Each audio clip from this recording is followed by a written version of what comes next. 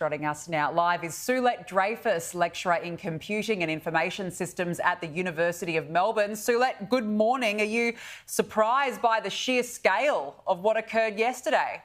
Not a good morning for many people, I'm afraid. I was. I mean, it really is a bit of a wake-up call to the fact that we are pretty dependent on these types of security software that exist mostly in larger organizations, but most of us have never heard of these brands because we're not really interacting with them. It's really the professional engineers who try and stop cyber attacks on networks that might have thousands of workstations in them, and they buy the security software to detect when the attacks happen and intervene. Yep, I'd be one of those. Last night, I had no idea what CrowdStrike was, so it was a very much a research cram session. So when you say how do we learn from this? What does that mean? Do these companies have to have maybe not just this system, but backup systems as well to almost act like a generator? If the first system were to go down, the second one kicks in. Well, it's very hard, and the reason is because there's obviously pressure in these sorts of companies from management to the engineers to release that next fix or update or whatever.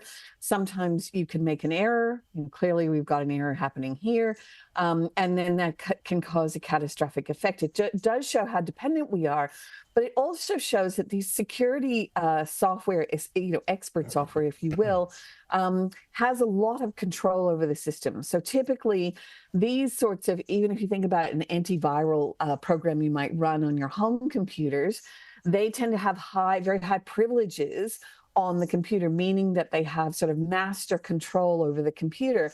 Because if they didn't, if there was a virus on it then or malware, it could find a way to route around the software. But the problem with that is then when you have a problem, like you have a fault that's been uploaded, it can be very hard to actually undo it. And that's particularly so if you've been really good on security. So a lot of the CISOs, the chief information security officers, might have done the extra due diligence of setting up encrypted hard drives, for example, for the hundreds of workplace machines that they have. And now what's going to happen is potentially they may have to go and actually type in or provide the encryption keys for each of those individual devices rather than a normal update where you just push that to 100 or 1,000 devices all at one time. So there's going to be a lot of cleanup time in this for some people. Yeah, it certainly sounds that way, Sulet. What happens now? And I know we're still in that period where the dust is settling, but surely the question has to be, can this ever happen again? I think, unfortunately, it can.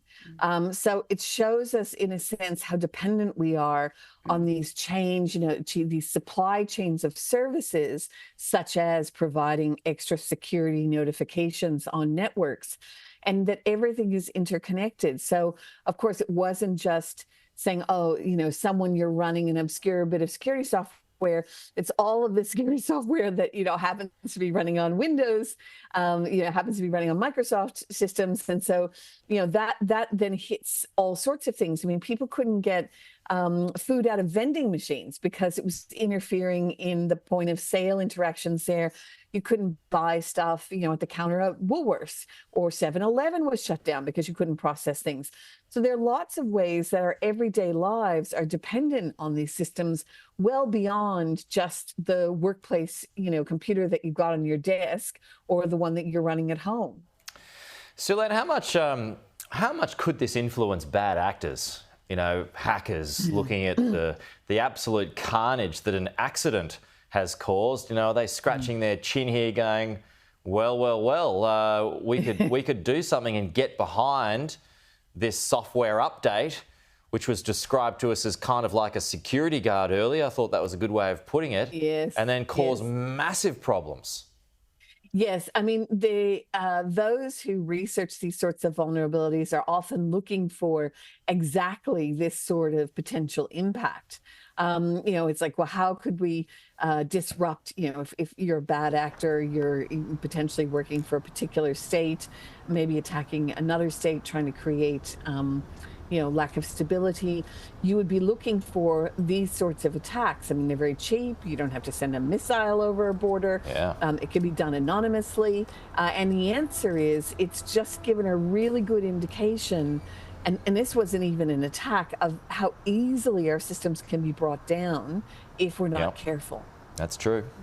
All right. Sue-Lett, good to have you with us this morning. Thank you.